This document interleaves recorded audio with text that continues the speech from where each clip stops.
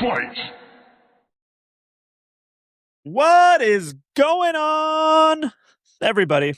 Welcome back to Fighting with Numbers, episode 55, by the way. 55. We're almost through the fight calendar, nearing the end of August, and the model's just it's kind of treading water at the moment. No, I'm just kidding. It's not actually treading water. We just had a bad last week. It went 2-4. I'm so sorry. Last week was a little rough, including our main event favorite, Anthony Hernandez, could not get us there. I'm surprised he made it all 5 rounds, to be perfectly honest. But that was quite a fight, by the way. If you looked at the live odds, in between rounds, you could have gotten both guys at pretty good plus money prices. I should have jumped on that. I wasn't quick enough. You got to be so quick to make a decision in live betting. I am too indecisive for MMA live betting, if I'm being totally honest. But hey, the fight calendar doesn't care how we did last week. You kind of do, but the fight calendar doesn't. It just keeps on rolling, and so will we. Overall, the model sits at 159-7 on the year. That's 62.89% for you percent people. Triple digits on the prediction count. So that's how you know this UFC year is just flying by.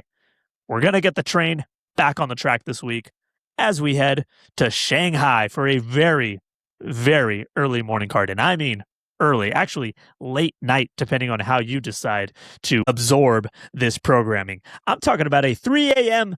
Eastern start time. Yes, 3 a.m. Eastern start time. I don't know what I saw last week, but I had convinced myself that this fight card was starting at 6 a.m. Pacific time. Boy, was I wrong when I was corrected by my boys at Just Win Bets, baby. They let me know. This fight card starts at 3 a.m. Eastern time. For those of you that don't know time zones very well, that is midnight Pacific time. So you're either staying up or you're getting up very early. Set an alarm either way. Or catch a replay. I don't know. Someone's watching this live on Saturday and they're going to sleep all of Saturday afternoon. Either way, let's make sure you know where the model lands before fight night. It's a short pod this week. I'm going to be honest. It's not super data thin. There's just not a lot of plays coming from the model. It's only 4 fights modeled. That always sounds weird when I say it. I'm going to break down 2 of them. Not a lot of data to work with or plays to work with specifically. Nothing strong to really jump on. But the model's found at least something for me to talk about. So we will. And one thing you should be talking about is that I am Rob Moreno, a.k.a. Bobby Knuckles, a.k.a. The Robbio. Find me across all social medias at The Robbio. And your very, very friendly reminder that full model data and season dashboard is live at fightingwithnumbers.com. Make sure to check that out. Make sure you just subscribe to the podcast, subscribe to the YouTube. All that is available at the website to find if you can't find it. So just remember, fightingwithnumbers.com. You can find everything from there. Oh, and by the way, why not break a pack later on in the pod? Let's get into it. Fight! I got to say, for a fight card I may not wake up in time for, it's pretty stacked. So I'll definitely be catching a replay at the least. I'll be out of town, so it'll be a nice thing to watch poolside while I'm hanging out in LA for the weekend. But we got a great co-main event as well. Yan Xiaonan versus Denise Gomes.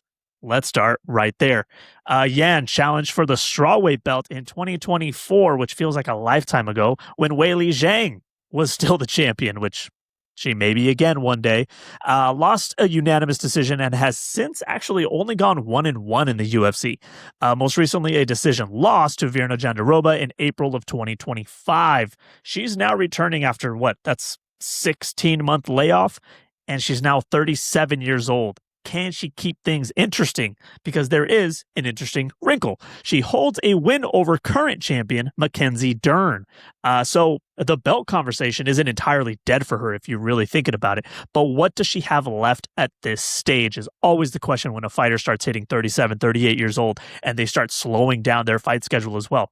I mean, after starting her UFC career 6-0, she's now gone 3-4 since 2021. The slide is starting to look real for her. Now, across from her is a young gun, Denise Gomes, 26 years old for the Brazilian on a 4-fight win streak, most recently a decision win over Tisha Pennington. She's 6-2 since entering the promotion in 2022 and carrying momentum in this matchup. Looking at our tales of the tape, all of them available at fightingwithnumbers.com. They're not as interactive as I make them here on the podcast, but you can still check them out and look at the data for yourself. But both fighters clock in at 63-inch reach. As I mentioned, look at the age difference. We're talking an 11-year age difference between these ladies. But no advantage in the reach. Yan will hold a 3-inch height edge, though. We'll see if that can matter. Gomes definitely on the shorter side for the division. XR percentages. Gomes at 59%, Yan at 58%. Nearly identical. Both fighters have let rounds slip, but neither's really alarming on its own. Either they're fine. They're doing just fine where they're at. The striking metrics. Well, it's kind of clean on both sides, if I'm being honest. Kind of the cleaner side by side comparison we've had in a while. Yan lands 4.69 significant strikes per minute with a 1.46 differential. So she's only absorbing 3.23 significant strikes per minute. That's very clean. It's very efficient. It's technically sound and efficient over a very long UFC career, at least. Now, Gomes lands 4.02 significant strikes per minute with a 0.95 differential, absorbing only 3.07 per minute. Slightly cleaner defensively, not as high as an output, but we're talking two very, very clean strikers here. Now, where Gomes separates herself is in closes. And let me pull that back up. As you can see, time at a distance, 62% for Xiaonan, 42% for Gomes. And that also shows itself here in the wrestling and grappling.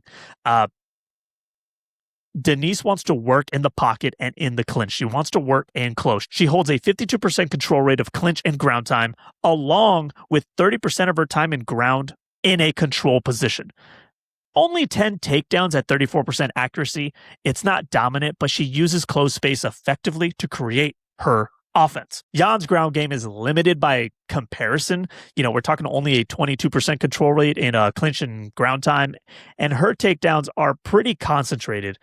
She is at 73% takedown accuracy with 11 takedowns, but nearly half of those takedowns were against one opponent. So she prefers to keep this on the feet and strike. This fight is closer than I think the odds suggest, and the model tends to agree with that. We're going Denise Gomes here. It's not the highest win probability, 65%, but she is a dog here. Currently at plus 130. She was plus 135 yesterday. You can still shop around and find that number. I'm jumping on the dog here at plus 130. There's an age difference here. There may be a speed difference, and I think she's got the momentum to get this done. On top of the fact of the 16-month layoff, I mean, these are all real factors that the model can't fully quantify. Both of those work against Xiaonan here. Gomes is younger, more active, and carrying serious momentum, as I mentioned. So the model sees her winning this fight, and the book is giving us plus money. Hey, live dogs haven't been the hottest thing here. There's no hiding from that.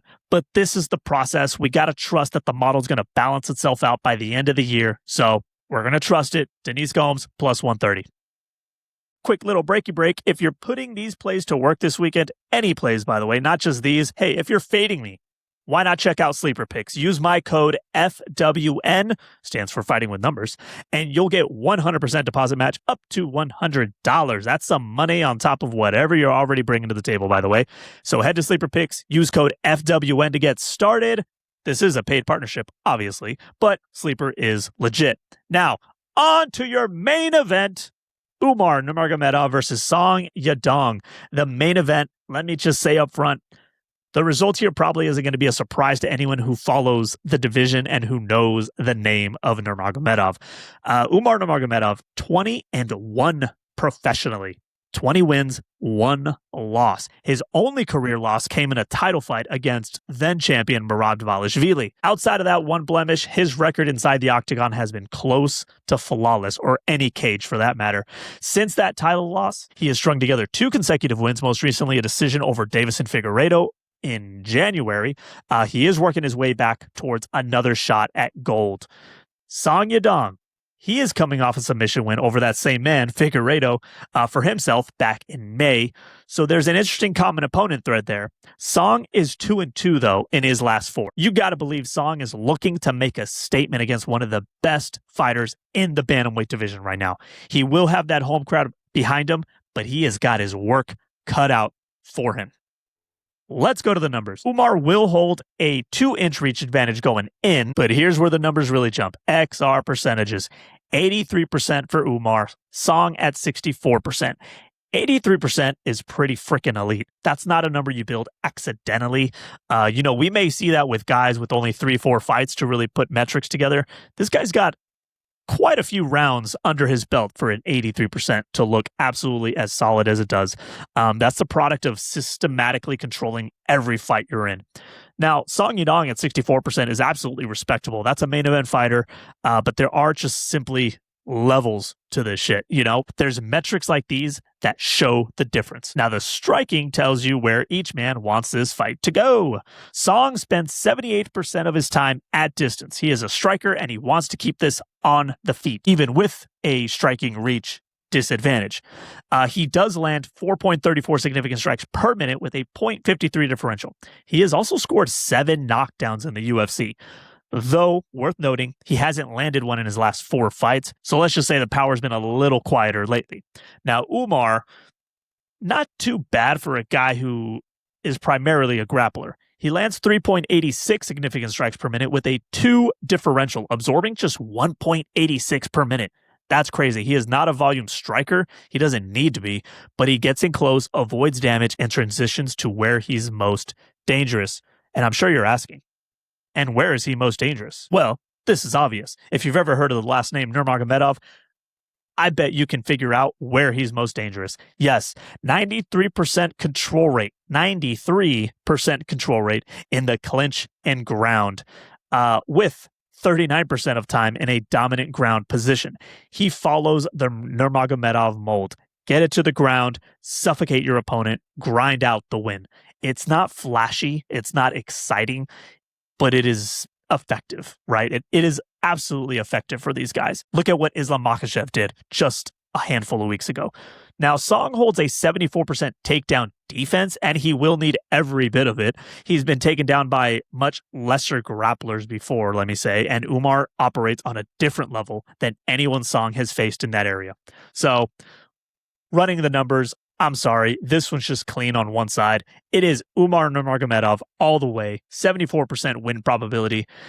Tier 1 favorite. Absolutely someone I want to find a way to play, but man, those odds are ugly. His money line is sitting at minus 485, maybe minus 500, depending on where you look right now today. That number is not getting touched by me. I'm not putting him in a parlay or anything like that. Not at any level of model confidence would I put that in a parlay, unless I'm really, really just looking for fun. But as far as betting this fight and how to bet it seriously, so Umar by decision is available right now offshore around minus 190. And it's probably going to be around minus 200 when we get it here in the States. Honestly, that's the most logical prop on the board. I'm not saying lock in minus 200, but if you're looking for a way to bet him and maybe then include him in a parlay, I mean, Umar Nurmagomedov by decision is the most logical and most likely thing to happen. He's not a prolific finisher by design, honestly. He does have 2 submission wins, but he only has 2 submission attempts in his entire UFC career.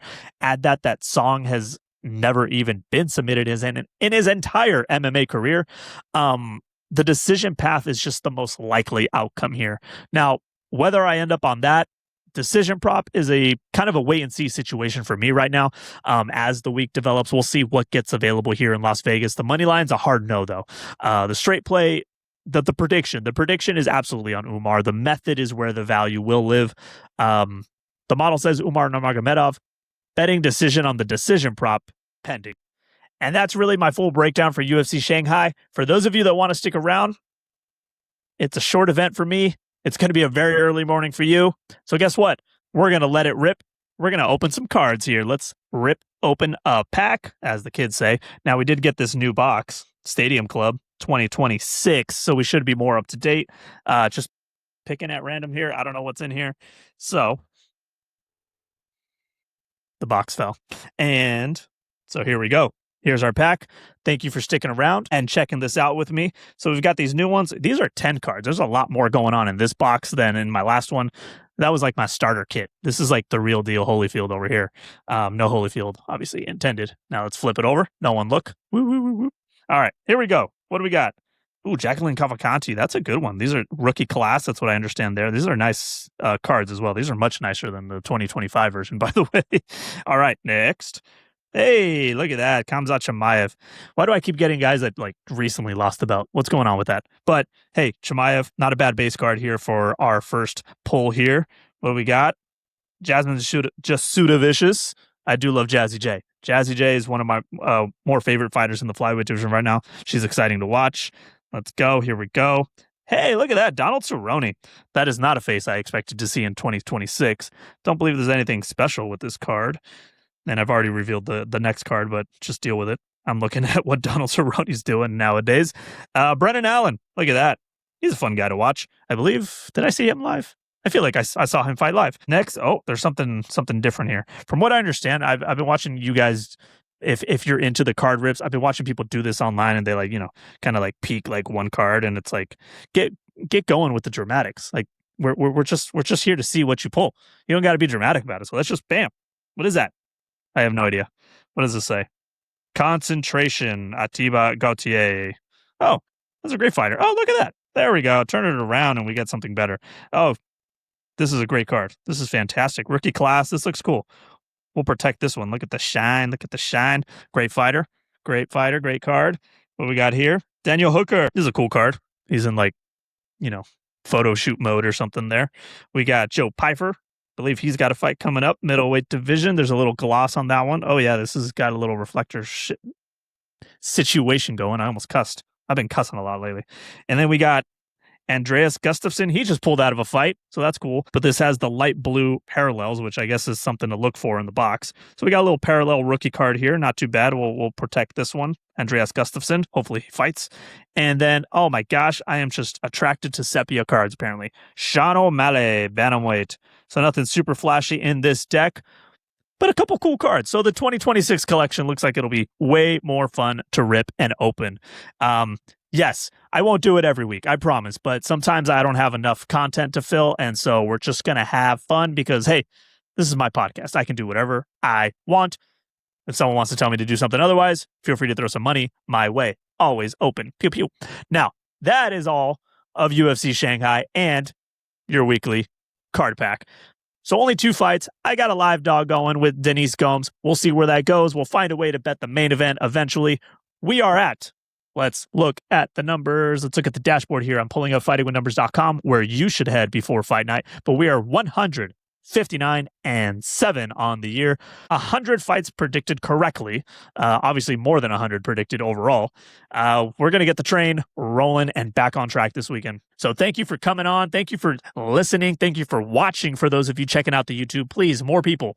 Come to the YouTube page. Watch the numbers I put on screen. Please, please, please, please. Just check it out. Hit subscribe. And then never come back again. Just do that. And then for one more time, head to Sleeper Picks. Use the code FWN for a 100% deposit match up to $100. Paid partnership. But the code is FWN. Go get that bonus. So head over to fightingwithnumbers.com for the full season dashboard, model data. As always, find me on Twitter /X and Instagram @TheRobbio. If you're enjoying the show, come on, subscribe, leave a rating, share the episode with a fellow fight fan. It means everything to me. Appreciate you all for tuning in. Remember to set your alarms for UFC Shanghai and enjoy the violence. Perfect.